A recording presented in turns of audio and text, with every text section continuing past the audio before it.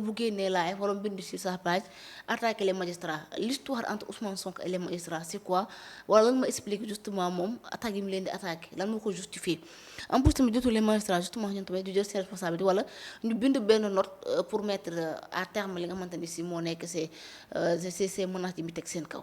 mais je t'ai dit nee naa la mais attaque yi répétée du dara tout simplement parce que il n'est pas candidat il n'est pas maanaam éligible. Aux prochaines échéances. Tout à fait. Sa candidature est irrecevable. amul yeneen moyens yu mën a jaar ba nekk candidat.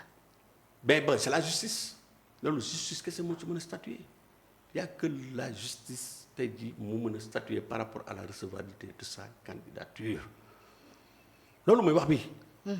Et la justice a déjà tranché. Mais la justice a déjà tranché sauf maintenant bu fekkee ne bon le président de la République il a un droit de grâce. Il a un droit de grâce, mais le droit de grâce ne peut pas aujourd'hui pour autant lui conférer. yaa ngi dégg sa candidature. Parce que la grâce dafa am une partie boo xam ne bon il ne peut pas aller en prison certes et cetera mais am na yoo xam ne grâce bi mënul am effet ci loolu. Wala par exemple à la limite ñu voté au niveau de l'Assemblée nationale. Voilà benn loi d'amnistie. Mais nag damay wax fàtte ne que. La loi bu ñu koy voté on ne vote pas une loi pour une personne. Non. bu ñuy voter une loi c'est pour la généralité. Pourquoi on dit que la loi est générale et impersonnelle. Donc mënuñu tey jii ne dañuy donte il a ses 130 députés. te dañuy voter une loi spécialement pour Ousmane Sonko pour mu nekk candidat. Vraiment. Là aussi la voie législative. Impossible la voie présidentielle décret c'est impossible. Donc il y a que la voie judiciaire mooy opté wu tey jii pour que mu mën a nekkat candidat. Et il ne faut pas nous évoquer naan amnistie wala non cette loi d'amnistie aujourd'hui inopérante ne peut pas opérer mënuñu évoquer loi d'amnistie pour dire que sa candidature aujourd'hui est recevable. tey donc moom li muy def nii yëpp. pression bi muy teg lépp parce que justice kese moo mën a tey déclarer sa candidature recevable. tey nañ jàpp je te dis quelqu'un qui va jusqu'à demander aux populations de ne pas payer les impôts mais c'est grave donc ça veut dire que su fekkee dene gars yi fii que mandat bi di jeex. tant que sa candidature n'est pas déclarée recevable par la justice. mais dama ne attaques yi ça va de mal en pire. Crescendo donc c'est un monsieur qui est capable. De rendre ce pays ingouvernable menaces yi muy wax ni c'est pas des menaces en l'air man tey jii pour être président de la République mais dama ne jaral na ko lu ne jusqu'à rendre le pays ingouvernable donc c'est pourquoi tey il est temps que le président de la République vraiment siffle la fin de la récréation. Tout à fait. Il est temps aussi que l'UMS union des magistrats nga xam ne mooy kuréelu magistrat yi ñoom tamit ñu jël seen responsabilité. xam nga magistrat yi mënuñu ko tontu comme Abdourahmane Diouf xam naa ne Abdourahmane Diouf dina ko tontu par rapport ak attaques yi man maa ngi tontu on n'a pas une obligation de réserve mais un magistrat mënu ko tontu parce que ils sont soumis à l'obligation de réserve donc affaire bi man je sais que métti na leen ça leur fait mal des pères de famille yaa nga xam ne tey qui ont une bonne carrière 30 ans de carrière dignes et loyaux au service de la nation ñu naan tu es un corrompu tout à fait mais imagine-vous il y a ce qu'on appelle le principe de la collégialité. Parce que tey boo attaqué un magistrat. Mais tu as attaqué toute une corporation. Bien sûr. Contre un premier ministre. Ou bien Ousmane Sonko himself je parle de l'homme politique Ousmane Sonko parce que sama gars yi ñoom dem ñu ne outrage xaw ma à une autorité exerçant les prérogatives du président de la République. Encore que ban prérogative la ko président bi jox da ngeen gis décret boo xam ne da ko jox ay prérogatives. Vraiment. Amul. Donc infraction boobu ñoom ñoo ko créé de toutes pièces. Voilà donc tey man jàpp naa ne keroog bi mu toogee même en tant que premier ministre. bi mu taxé les magistrats de corrompus. taxé ñun opposition ne nous sommes des résidus. taxé la société civile. de fumier. mais waa joo xam ne moom daal làmmiñam la yore rek di tirer sur tout ce qui bouge.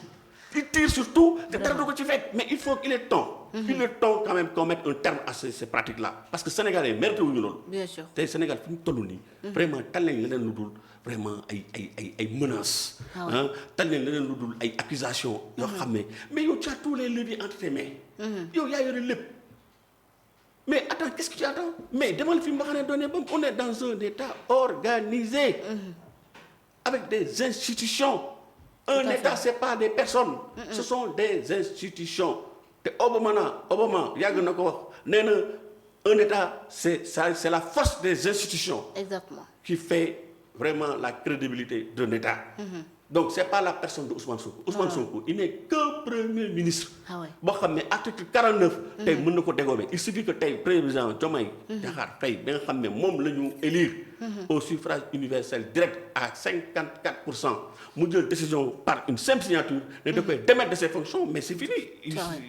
Il n'est plus premier ministre. Tout à fait. Donc Sénégal moomu ko il faut qu'il arrête quoi. D'accord mais est-ce que lii monsieur Maïga du jur li nga xam moo nekk benn précédent dangereux ci dëkk bi d'autant plus actuellement ñu ngi koy dégg mu naan il va falloir ñu nettoyer li nga xamante ni si moo nekk la justice est-ce que noonu lay demee bu dee les magistrats de la cour suprême ñoom président mooy nommé par décret te fekk seen mandat jeexul mën nañu ko sax renouveler naka la ñu mën a def justement kon ba xëy dañ leen nettoyer ak mu ne ba léegi système bi mu fi quel système ban lay baax fekkee na ci moom il est l'enfant du système bien sûr.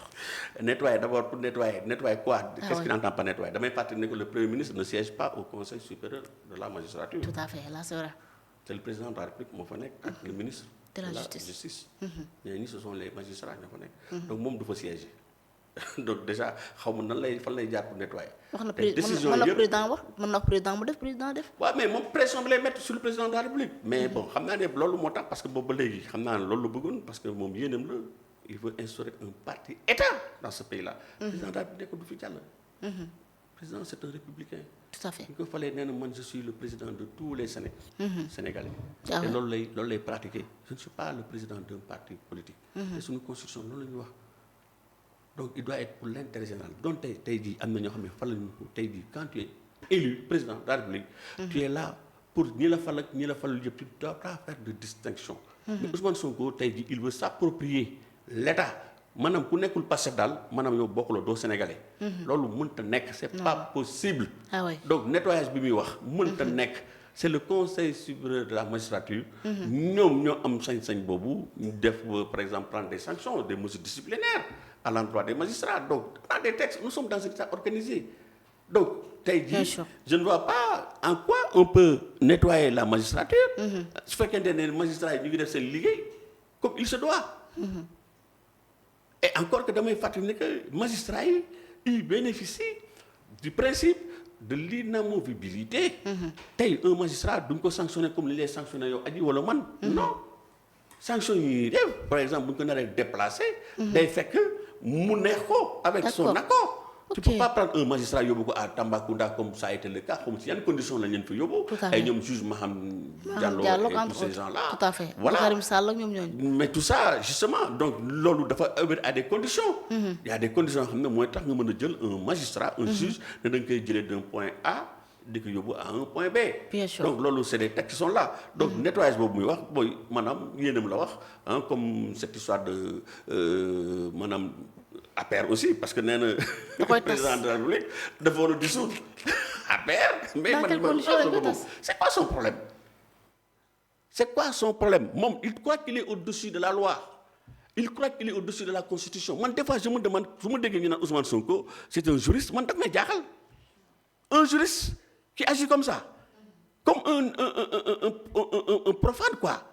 Moi, je peux comprendre un citoyen, quelqu'un qui n'a jamais fait le droit, koo xam ne il est néophyte ou bien profane en la matière, muy wax yenn wax yi, là je peux lui concéder ça. Mais Ousmane Sonko, même dont je parle de l'homme politique, mais am na yenn wax yoo xam ne vraiment ça ne doit pas émaner de sa bouche. loolu donc par rapport ak deuxième point bi mooy donc nettoyage de la justice deuxième point bi tu disais. pour l'APR bi moo nekk noonu li mu ci wax mooy que ni. def kase bi mu fi bàyyi mu nekk héritage boo xamante ni si moo yóbbee réew mi ci situation bi mu nekk loolu moo tax ñu war a tas APR foofu la ko teg te def kase bu dee dëgg la monsieur Maïga wax dëgg yàlla bu dee det bi noonu la demee jaar nañu tas APR bu dee lu mu wax noonu la demee. xam nga Ousmane Sonko. il faut qu'il arrête quoi parce que depuis ça fait 2 ans. qu'il est au pouvoir ñaari at a ngi nii parce que 18 mois je pense fukki at ak juróom-ñeent avril je pense que la ñuy def seen boucler seen 2 ans. bien sûr. ci koo xam ne tey dafa am lu mu jaayoon Sénégalais yi. bien sûr jox la ñu réew mi.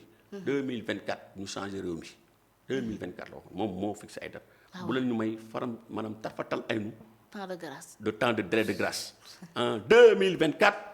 ñu teg Sénégal sur les rails. tout à fait moom moo fi newoon ne que ay banque mondiale FMI. soxlawu leen que bu déggee sax banque mondiale FMI ñuy toog maanaam di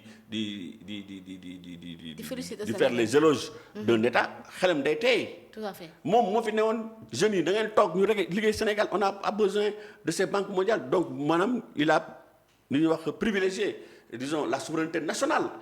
nekk on a toutes les ressources qu'il faut pour développer le Sénégal. Bien sûr. ak yeneen nag leneen ak leneen amul lu mu ñu jaay amul qu'est-ce qu'il n'a pas vendu au Sénégal.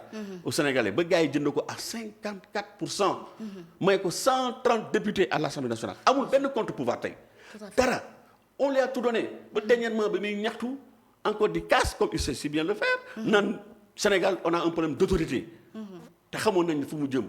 maanaam parce que à l'époque effectivement il y avait un ministre de la justice et un ministre de l'intérieur xam ne ils se laissent pas faire. Ce sont des hommes d'État. kenn ki c'est un général kenn ki c'est un procureur qui a près de 30 ans de carrière zéro faute. ñooñu ce sont des hommes d'État duñu leen def loo xam ne nag surtout noonu donc bi mu tapé sur la table commencé di casse problème d'autorité bi man xam nañ fu mu jëm.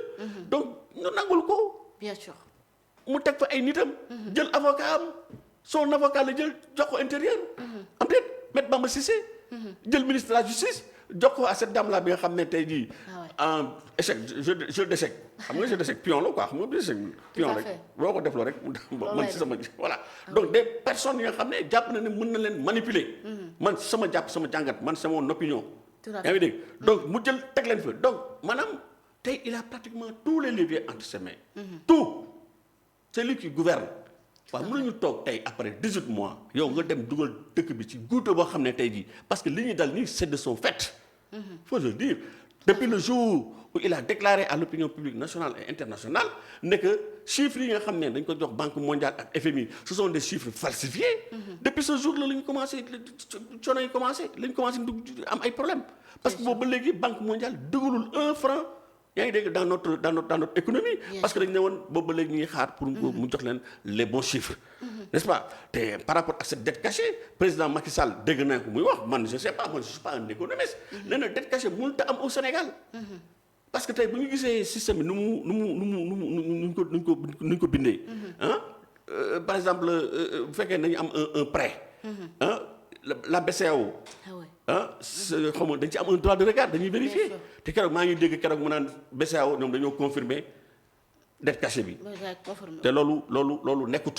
BCEAO bi ñu leen interroger par rapport à la dette cachée ñoom dañ ci dañu ne xamuñ ci dara il n'était pas au courant. BCEAO loolu la ñuy wax mais moom keroog ci meeting bi il a déclaré que oui BCEAO dañoo confirmer cette dette cachée que comment s'appelle organisme yi ñoom tamit dañ ko confirmer mooy. Mazars dañ ko confirmer FMI dañ ko confirmer dem na sax ba ne Cour des comptes et cetera bon man xam nga ay waxu Ousmane Sonko man dama ciy maanu du ma ci dóor sama doom waaw man du ma ci dóor sama doom parce que koo xam ne moo ne woon man musuma dem Sud Beauté yaa ngi dégg gars yi gëm ko mu ne musuma fa teg tànk xëy moom ci boppam moo ñaat encore waxeet ne ko demoon naa fa waaye sama sëriñ moo ma jox autorisation waaw moom dama laaj sama sëriñ sama oustaz moom moo ñu accusé woon ne que ñun Macky Sall moo ñuy financé. te loolu nekkut donc ak leneen man ku mel noonu man ay waxam bu nee nekk gars yi dañoo confirmer que dette cachée am na man dama ciy teey man gëwuma loolu gëwuma ko. man na ma tëj bu dee loolu la kon mais na ma tëj. da ngay affirmer dette cachée amul. man je suis pas un économiste man mënuma confirmer comme mënuma infirmer dama ne. Macky Sall qui était président de la République nee na dette cachée mënu am au Sénégal parce que y a des organismes de contrôle yu fi nekk. yaa ngi dégg tey y a les agents du ministère des finances dañ ci impliqué wu la BCEAO dañ ci impliqué wu Nations Unies comment ça s'appelle Banque mondiale ñoom ñëpp c'est tous ces acteurs mais xanaa loolu mënuñu leen dribbler ñoom ñëpp ci Macky Sall ci li mu wax te man loolu laa gën a jàpp nekk moo mën a nekk bu ñu xoolee système bi nu mu demee te tey gën a aussi je suis pas un économiste encore je le dis et je le répète donc man mënu ma confirmer ne que dette cachée am na mënu ma ko infirmer aussi je le dis mais c'est pas parce que il a dit ay affaire non moi je rien sérieux non man li ma gëm lay wax non aji man du ma kuy reculer non man du ma kuy reculer man je dis ce que je pense man je ne suis pas d'abord un économiste dama koy wax man ay affaire dette cachée ay problème machin man c'est pas mon domaine loolu am na tey au niveau de notre parti des gens qui sont beaucoup plus outillés que moi yoo xam ne mën nañ ci prononcer wu te wax nañ ko donc ñii nee nañ dette cachée am na ñii nee nañ dette cachée amul man en tant que observateur damay xaar mais man li ma gëm mooy man li ma gëm mooy waxu Macky Sall. encore que je l'ai combattu. moom laa gën a gëm. parce que suñu système bi ni mu demee nii moom nee na mënul nekk. tout à fait te il a même porté plainte. yónnee na ay avocats. pour ñu prononcer par rapport ak loolu donc j'attends que la justice se prononce.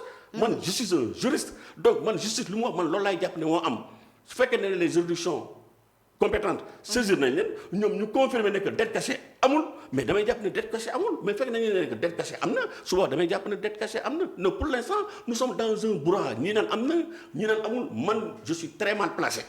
très petit pour pouvoir me prononcer sur ce sujet donc te j'aimerais savoir en tant que tous les Sénégalais ndax cette histoire de dette cachée est-ce que am na ou amul te am na beneen raisonnement bu ñu moo jox tamit fa lay daanelee mooy nee nañu Macky Sall dafa mettoon en place un système boo xam ne tey jii gars yi amoon nañ possibilité Assemblée nationale may ay yenn organisme comme aéroport yaa ngi dégg ou bien par exemple Dakar Dem Dikk Sénégal Dem Dikk ñoom ñu dem endetté wu tout à fait ñoom mën nañ am possibilité endetté wu mais dette bi ñuy maanaam bor bi ñuy jël duñ ko dugal dans le budget principal tout à fait est-ce que comprendre ñoom ñooy dem endetté wu mais ñoom ñoo koy fay mais duñ ko dugal dans le budget principal léegi ñii bi ñu ñëwee dañuy jël budget principal bi nee nañ qui ne doit pas dépasser 70% du produit intérieur brut par rapport ak dette bi warul am dépassement mais d'après les informations yu ma jot nee nañu dette externe bi mooy par exemple ay Sénégal Dem Dikk parapublic voilà ñoom ñëpp bu ñu xaymaa ñoom seen dette yi ñuy contracté ñoom ñëpp ça tourne autour de 40%. D'accord. Est-ce que vous comprenez? Donc dépassement bi